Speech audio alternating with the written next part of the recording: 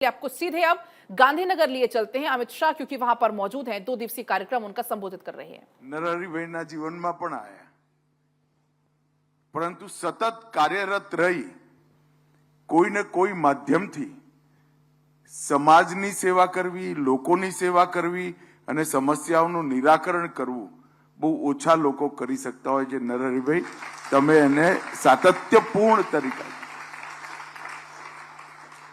પહેલા ક્રિકેટ એસોસિએશનના માધ્યમથી ગુજરાતભરના ખેલાડીઓને સારી માળખાકીય સુવિધાઓ ઊભી કરવી, પછી શિક્ષાના સાથે સ્કૂલના માધ્યમથી જોડાઈ લગભગ 4000 બાળકોને એક સારું શિક્ષણ, ન કેવળ શિક્ષણ, બાળકોના સર્વાંગીણ વિકાસ માટે તમે પ્રયત્ન કર્યો।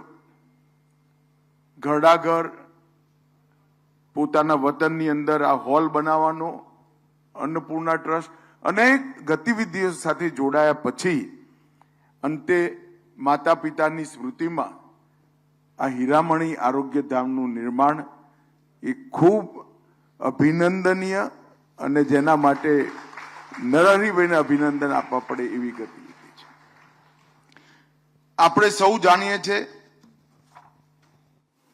કે ફાસ્ટ જીવન, પ્રદૂષણયુક્ત વાતાવરણ અને જમીન પણ પ્રદૂષિત થઈ, પાણી પણ પ્રદૂષિત થયું, અંતતોગતવા શરીર પર અસર પડે અને એ વખતે અનેક પ્રકારના એવા જિદ્દી રોગો જેની લાંબી સાતત્યપૂર્ણ ટ્રીટમેન્ટની જરૂર પડે,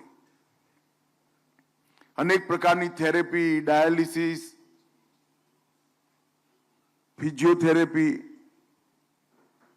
જે રોજે રોજ કરી ધીરે ધીરે ધીરે એક લાંબા નુકસાનમાંથી શરીરને બહાર લાવવાની જરૂર પડે, એને ટકાવવું પડે અને ફરીવાર પહેલા જેવી અવસ્થામાં લાવવું પડે અને આ બધી ટ્રીટમેન્ટ અત્યંત મોંઘી, ગરીબો માટે, મધ્યમ વર્ગના લોકો માટે અને ગ્રામીણ ક્ષેત્ર માટે।